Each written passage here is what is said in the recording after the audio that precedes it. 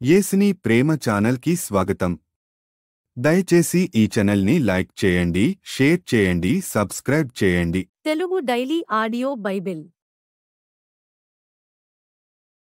దినవృత్తాంతములు 2వ గ్రంథము 4వ అధ్యాయము. అతడు 20 మూరలు పొడవును 20 మూరలు వెడల్పును 10 మూరలు ఎత్తును గల యొక్క ఇత్తడి బలిపీఠమును చేయించెను. పోతపోసిన సముద్రపు తొట్టి ఒకటి చేయించెను. అది ఈ అంచుకు ఆ అంచుకు 10 మూరల ఎడము గలది. దాని ఎత్తు 5 మూరలు, దాని కైవారము 30 మూరలు. దాని క్రింది తట్టున ఎద్దులు రూపింపబడి యుండెను. అవి ఒక్కొక్క మూరకు 10 యుండెను. అవి ఆ సముద్రపు తొట్టిని ఆవరించెను. ఎద్దులు 2 వరుసలు తీరియుండెను. అవి తొట్టితో కూడనే పోతపోయబడెను. అది 12 ఎద్దుల మీద నిలవబడెను. 3 ఎద్దులు ఉత్తరపు తట్టు, 3 పడమటి తట్టు, 3 దక్షిణపు తట్టు, 3 తూర్పు తట్టు చూచుచుండెను. సముద్రపు తొట్టి వాటిపై నుంచబడెను. వాటి వెనుకటి పార్శ్వములన్నీయు లోపలికి తిరిగియుండెను. అది బెత్తెడు దళము గలది. దాని అంచు గిన్నెయంచు వంటిదై తామర పుష్పములు తేల్చబడియుండెను. అది 30 పుట్ల నీళ్లు పట్టును. మరియు దహన బలులుగా అర్పించు వాటిని కడుగటకై కుడి తట్టుకు 5ను, ఎడమ తట్టుకు 5ను, 10 స్నానపు గంగాళములను చేయించెను. సముద్రము వంటి తొట్టియందు యాజకులు మాత్రము స్నానము చేయుదురు. మరియు వాటిని గూర్చిన విధి ననుసరించి 10 బంగారపు దీపస్తంభములను చేయించి దేవాలయమందు కుడి తట్టున 5ను, ఎడమ తట్టున 5ను ఉంచెను. 10 బల్లలను చేయించి దేవాలయమందు కుడి తట్టున 5ను, ఎడమ తట్టున 5ను ఉంచెను. 100 బంగారపు తొట్లను చేయించెను.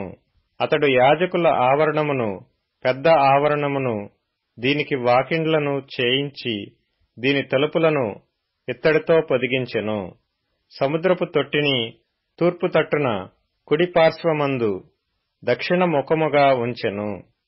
హూరాము పాత్రలను, బూడిదనెత్తు చిప్పకోలలను, తొట్లను చేసెను. రాజైన సొలొమోను ఆజ్ఞ ప్రకారము దేవుని మందిరమునకు చేయవలసిన పని అంతయు హూరాము సమాప్తి చేసెను.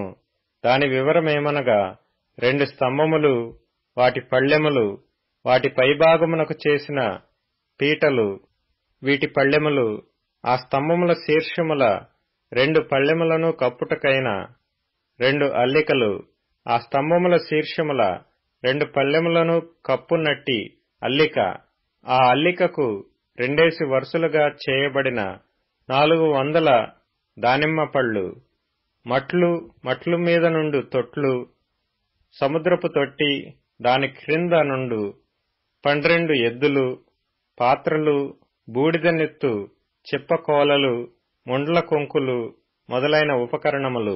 వీటిని హూరాము రాజైన సొలొమోను ఆజ్ఞ ప్రకారము యెహోవా మందిరము కొరకు మంచి వన్నెగల ఇత్తడితో చేసెను.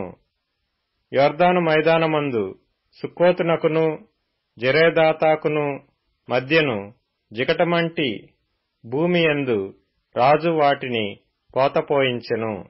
ఎత్తు చూడలేనంత ఇత్తడి తన యొద్దనుండగా సొలొమోను ఈ ఉపకరణములన్నిటినీ బహు విస్తారముగా చేయించెను. దేవుని మందిరమునకు కావలసిన ఉపకరణములన్నిటినీ, బంగారపు పీఠమును, సన్నిధి రొట్టెలు ఉంచు బల్లలను, వాటిని గూర్చిన విధి ప్రకారము గర్భాలయము ఎదుట వెలుగుచుండుటకై ప్రశస్తమైన బంగారపు దీపస్తంభములను, పుష్పములను, ప్రమిదలను, కత్తెరలను, కారులను, తొట్లను, గిన్నెలను, ధూపకలశములను సొలొమోను మేలిమి బంగారముతో చేయించెను. మరియు మందిర ద్వారము లోపలి తలుపులను, అతి పరిశుద్ధ స్థలము యొక్క లోపలి తలుపులను, దేవాలయపు తలుపులను అన్నియు బంగారముతో చేయబడెను. దినవృత్తాంతములు 2వ గ్రంథము 5వ అధ్యాయము. సొలొమోను యెహోవా మందిరమునకు తాను చేసిన పని అంతయు సమాప్తము చేసి తన తండ్రి అయిన దావీదు ప్రతిష్ఠించిన వెండిని బంగారమును ఉపకరణములన్నిటినీ దేవుని మందిరపు బొక్కసములలో చేర్చెను. తరువాత యెహోవా నిబంధన మందసమును సీయోను అను దావీదుపురము నుండి తీసుకొని వచ్చుటకై సొలొమోను ఇశ్రాయేలీల పెద్దలను, ఇశ్రాయేలీల వంశములకు అధికారులకు గోత్రముల పెద్దలనందరినీ యెరూషలేమునందు సమకూర్చెను. 7వ నెలను పండుగ జరుగు కాలమున ఇశ్రాయేలీలందరూ రాజునొద్దకు వచ్చిరి. ఇశ్రాయేలీల పెద్దలందరూ వచ్చిన తరువాత లేవీయులు మందసమును ఎత్తుకొనిరి. రాజైన సొలొమోనును ఇశ్రాయేలీల సమాజకులందరూ సమకూడి లెక్కింపశక్యము కాని గొర్రెలను పశువులను బలిగా అర్పించిరి. లేవీయులను యాజకులను మందసమును, సమాజపు గుడారమును, గుడారమందుండు ప్రతిష్ఠితములగు ఉపకరణములన్నిటినీ తీసుకొని వచ్చిరి. మరియు యాజకులు యెహోవా నిబంధన మందసమును తీసుకొని గర్భాలయమగు అతి పరిశుద్ధ స్థలమందు కెరూబుల రెక్కల క్రింద దానిని ఉంచిరి. మందసముండు స్థలమునకు మీదుగా కెరూబులు తమ 2 రెక్కలను చాచుకొని మందసమును దాని దండెలను కమ్మెను. వాటి కొనలు గర్భాలయము ఎదుట కనబడునంత పొడవుగా ఆ దండెలుంచబడెను గాని అవి బయటకు కనబడలేదు. నేటి వరకు అవి అచటనే ఉన్నవి. ఇశ్రాయేలీలు ఐగుప్తులో నుండి బయలువెళ్లిన తరువాత యెహోవా హోరేబునందు వారితో నిబంధన చేసినప్పుడు మోషే ఆ మందసమునందు ఉంచిన 2 రాతి పలకలు తప్ప దానియందు మరేమీయూ లేదు. యాజకులు పరిశుద్ధ స్థలము నుండి బయలుదేరి వచ్చినప్పుడు అచ్చట కూడియున్న యాజకులందరూ తమ వంతులు చూడకుండా తమను తాము ప్రతిష్ఠించుకొనిరి. ఆసాపు, హేమాను, యెదూతూనుల సంబంధమైన వారును వారి కుమారులకును సహోదరులకును సంబంధికులకు పాఠకులైన లేవీయులందరూ సన్నపు నార వస్త్రములను ధరించుకొని తాళములను, తంబురలను, సితారాలను చేతపట్టుకుని బలిపీఠమునకు తూర్పు తట్టున నిలిచిరి. వారితో కూడా బోర్లు ఊదు యాజకులు 120 మంది నిలిచిరి.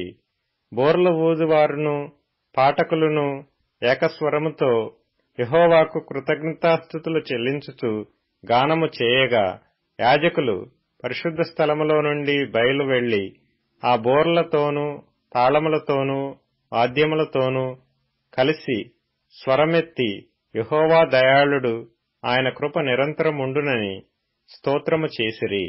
అప్పుడొక మేఘము యెహోవా మందిరము నిండా నిండెను. యెహోవా తేజస్సుతో దేవుని మందిరము నిండుకొనగా సేవ చేయుటకు యాజకులు ఆ మేఘమున్న చోట నిలవలేకపోయిరి. దినవృత్తాంతముల 2వ గ్రంథము 6వ అధ్యాయము. అప్పుడు సొలొమోను ఈలాగు ప్రకటన చేసెను. గడాంధకారమందు నేను నివాసము చేయుదునని యెహోవా సెలవిచ్చియున్నాడు. నీవు నిత్యము కాపురముండుటకై నిత్య నివాస స్థలముగా నేనొక ఘనమైన మందిరమును నీకు కట్టించియున్నాను అని చెప్పి రాజు తన ముఖము ప్రజల తట్టు త్రిప్పుకొని ఇశ్రాయేలీల సమాజకులందరూ నిలుచుచుండగా వారిని దీవించెను. మరియు రాజు ఇట్లు ప్రకటన చేసెను. నా తండ్రి అయిన దావీదునకు మాట ఇచ్చి తానే స్వయముగా నెరవేర్చిన ఇశ్రాయేలీల దేవుడైన యెహోవాకు స్తోత్రము కలుగునుగాక. ఆయన సెలవిచ్చినదేమనగా, నేను నా జనులను ఐగుప్తు దేశములో నుండి రప్పించిన దినము మొదలుకొని నా నామముండుటకై ఒక మందిరమును కట్టింపవలెనని నేను ఇశ్రాయేలీల గోత్రస్థానములలో ఏ పట్టణమునైనను కోరుకొనలేదు. నా జనులైన ఇశ్రాయేలీల మీద అధిపతిగా నుండుటకై ఏ మనుష్యుని అయినను నేను నియమింపలేదు. ఇప్పుడు నా నామముండుటకై యెరూషలేమును కోరుకొంటిని. నా జనులైన ఇశ్రాయేలీల మీద అధిపతిగా నుండుటకై దావీదును కోరుకొంటిని. ఇశ్రాయేలీల దేవుడైన యెహోవా నామ ఘనత కొరకు ఒక మందిరమును కట్టింపవలెనని నా తండ్రి అయిన దావీదు మనోభిలాష గలవాడాయెను. అయితే యెహోవా నా తండ్రి అయిన దావీదుతో సెలవిచ్చినదేమనగా, నా నామఘనత కొరకు మందిరమును కట్టింపవలనని నీవు ఉద్దేశించిన ఉద్దేశము మంచిదే గాని నీవు ఆ మందిరమును కట్టరాదు. నీకు పుట్టబోవు నీ కుమారుడే నా నామమునకు ఆ మందిరమును కట్టును. అప్పుడు తాను అట్లు చెప్పియున్న మాటను యెహోవా ఇప్పుడు నెరవేర్చియున్నాడు. యెహోవా సెలవు ప్రకారము నేను నా తండ్రి అయిన దావీదునకు ప్రతిగా రాజునై ఇశ్రాయేలీల రాజాసనమందు కూర్చుండి ఇశ్రాయేలీల దేవుడైన యెహోవాకు మందిరమును కట్టించి యెహోవా ఇశ్రాయేలీలతో చేసిన నిబంధనకు గురుతైన మందసమును దానియందు ఉంచితినని చెప్పి ఇశ్రాయేలీలందరూ సమాజముగా కూడి చూచుచుండగా యెహోవా బలిపీఠము ఎదుట నిలిచి తన చేతులు చాపి ప్రార్థన చేసెను. తాను చేయించిన 5 మూరల పొడవును 5 మూరల వెడల్పును 3 మూరల ఎత్తును గల ఇత్తడి చప్పరమును ముంగిటి ఆవరణమునందుంచి దానిమీద నిలిచియుండి సమాజముగా కూడియున్న ఇశ్రాయేలీలందరి ఎదుటను మోకాళ్ళూని చేతులు ఆకాశము వైపు చాపి సొలొమోను ఇట్లని ప్రార్థన చేసెను. యెహోవా ఇశ్రాయేలీల దేవా, హృదయపూర్వకముగా నిన్ను అనుసరించు నీ భక్తులకు నిబంధనను నెరవేర్చుచు కృపను చూపుచూ నుండు. నీ వంటి దేవుడు ఆకాశమందైనను భూమియందైనను లేడు. నీ సేవకుడైన దావీదు అను నా తండ్రితో నీవు సెలవిచ్చిన మాట నెరవేర్చియున్నావు. నీవు వాగ్దానము చేసి ఈ దినమున కనబడుచున్నట్టుగా దానిని నెరవేర్చియున్నావు.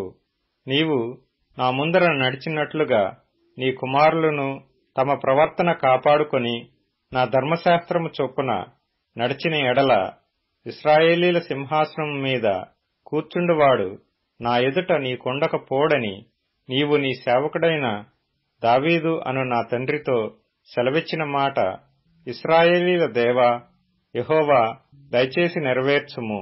ఇశ్రాయేలీల దేవా యెహోవా, నీవు నీ సేవకుడైన దావీదుతో సెలవిచ్చిన మాట ఇప్పుడు స్థిరమవునుగాక. మనుషులతో కలిసి దేవుడు భూమియందు నివాసము చేయునా? ఆకాశమును మహాకాశమును నిన్ను పట్టచాలవే. నేను కట్టిన ఈ మందిరము నిన్ను పట్టునా? దేవా యెహోవా, నీ సేవకుడు నీ సన్నిధిని చేయు ప్రార్థన యందును విన్నపమునందును లక్ష్యముంచి నీ సేవకుడనైన నేను చేయు ప్రార్థనను పెట్టు మొరను ఆలకించుము. నీ సేవకులు ఈ స్థలము తట్టు తిరిగి చేయు విన్నపములను వినుటకై నా నామమును అచ్చట ఉంచెదనని నీవు సెలవిచ్చిన స్థలముననున్న ఈ మందిరము మీద నీ కనుదృష్టి రాత్రింబగళ్ళు నిలుచునుగాక. నీ సేవకుడును నీ జనులైన ఇశ్రాయేలీయులను ఈ స్థలము తట్టు తిరిగి చేయబో ప్రార్థనలను నీవు ఆలకించుము. ఆకాశముననున్న నీ నివాస స్థలమందు ఆలకించుము. ఆలకించినప్పుడు క్షమించుము. ఎవడైనను తన పొరుగువాని ఎడల తప్పు చేసినప్పుడు అతని చేత ప్రమాణము చేయించుటకై అతని మీద ఒట్టు పెట్టబడి ఆ ఒట్టు ఈ మందిరమందుండు నీ బలిపీఠము ఎదుటికి వచ్చినప్పుడు నీవు ఆకాశమందు విని నీ దాసులకు న్యాయము తీర్చి హాని చేసిన వాని తలమీదికి శిక్ష రప్పించి నీతిపరుని నీతి చొప్పున వానికిచ్చి వాని నీతిని నిర్ధారణ చేయుము. నీ జనులైన ఇశ్రాయేలీయులు నీ దృష్టి ఎదుట పాపము చేసిన వారై తమ శత్రువుల బలమునకు నిలువలేక పడిపోయినప్పుడు వారు నీ యొద్దకు తిరిగి వచ్చి నీ నామమును ఒప్పుకొని ఈ మందిరమునందు నీ సన్నిధిని ప్రార్థించి విన్నపము చేసిన ఎడల ఆకాశమందు నీవు విని నీ జనులైన ఇశ్రాయేలీయులు చేసిన పాపమును క్షమించి వారికిని వారి పితరులకును నీవిచ్చిన దేశమునకు వారిని మరలా రప్పించుదువుగాక.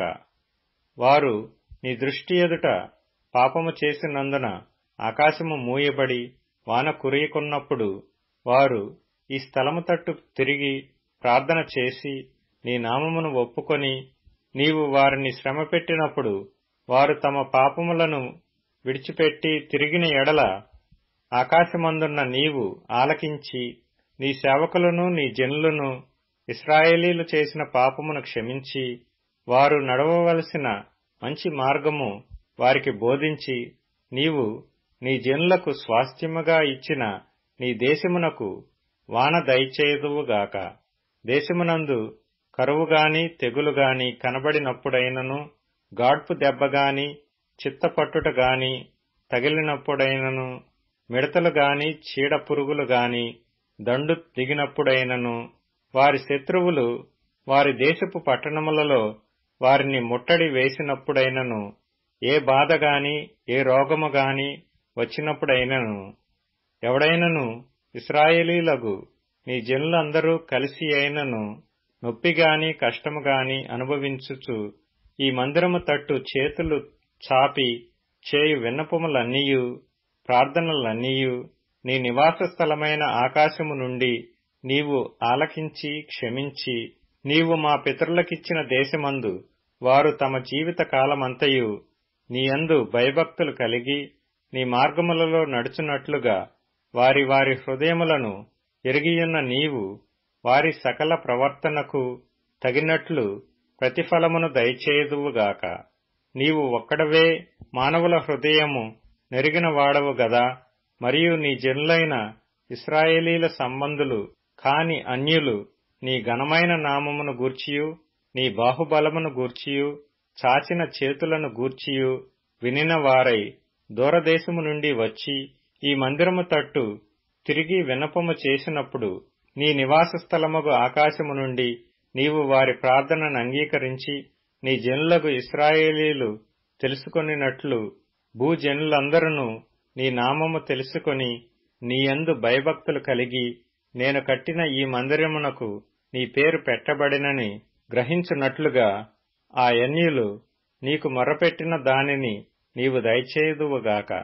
నీ జనులు నీవు పంపిన మార్గమందు తమ శత్రువులతో యుద్ధము చేయుటకై బయలుదేరనుద్దేశించి నీవు కోరుకొనిన ఈ పట్టణము తట్టును నీ నామమునకు నేను కట్టించిన ఈ మందిరము తట్టు తిరిగి విన్నపము చేసిన ఎడల ఆకాశము నుండి నీవు వారి విన్నపమును ప్రార్థనను ఆలకించి వారి కార్యమును నిర్వహించుదువుగాక. పాపము చేయని వాడెవడనూ లేడు గనుక వారు నీ దృష్టి ఎదుట పాపము చేసినప్పుడు నీవు వారి మీద ఆగ్రహించి శత్రువుల చేతికి వారిని అప్పగింపగా చెరపట్టు వారు వారిని దూరమైనట్టిగాని సమీపమైనట్టిగాని తమ దేశములకు పట్టుకొని పోగా, వారు చెరకుపోయిన దేశమందు బుద్ధి తెచ్చుకొని మనసు త్రిప్పుకొని మేము పాపము చేసితిమి, దోషులమైతిమి, భక్తిహీనముగా నడిచితిమి అని ఒప్పుకొని తాము చెరలోనున్న దేశమందు పూర్ణ హృదయముతోనూ పూర్ణాత్మతోనూ నీ యొద్దకు మళ్ళుకొని తమ పితరులకు నీవిచ్చిన తమ దేశము మీదికిని నీవు కోరుకొనిన ఈ పట్టణము మీదికిని నీ నామఘనత కొరకు నేను కట్టించిన ఈ మందిరము మీదికిని మనస్సు త్రిప్పి విన్నపము చేసిన ఎడల నీ నివాస స్థలమైన ఆకాశము నుండి నీవు వారి విన్నపమును ప్రార్థనను ఆలకించి వారి కార్యమును నిర్వహించి నీ దృష్టి ఎదుట పాపము చేసిన నీ జనులను క్షమించుదువుగాక. నా దేవా, ఈ స్థలమందు చేయబడు విన్నపము మీద నీ కనుదృష్టి ఇంచుదువుగాక. నీ చెవులు దానిని ఆలకించునుగాక. నా దేవా యెహోవా, బలమునకాధారమగు నీ మందసమును దృష్టించి లెమ్ము. నీ విశ్రాంతి స్థలమందు ప్రవేశించుము. దేవా యెహోవా, నీ యాజకులు రక్షణ ధరించుకొందురుగాక. నీ భక్తులు నీ మేలును బట్టి సంతోషింతురుగాక. దేవా యెహోవా, నీవు నీ చేత అభిషేకము నొందిన వానికి పరాన్ముఖుడవై ఉండకుము. నీవు నీ భక్తుడైన దావీదునకు వాగ్దానము చేసిన కృపలను జ్ఞాపకము చేసుకొనుము. యోహాను సువార్త 12వ అధ్యాయం.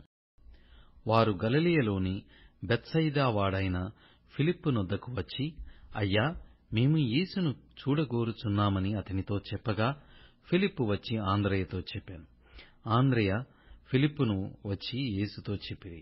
అందుకు యేసు వారితో ఇట్లనెను, మనుష్య కుమారుడు మహిమ పొందవలసిన గడియ వచ్చియున్నది. గోదుమ గింజ భూమిలో పడి చావకుండిన ఎడల అది ఒంటిగానే యుండును, అది చచ్చిన ఎడల విస్తారంగా ఫలించును. తన ప్రాణమును ప్రేమించువాడు దానిని పోగొట్టుకొనును.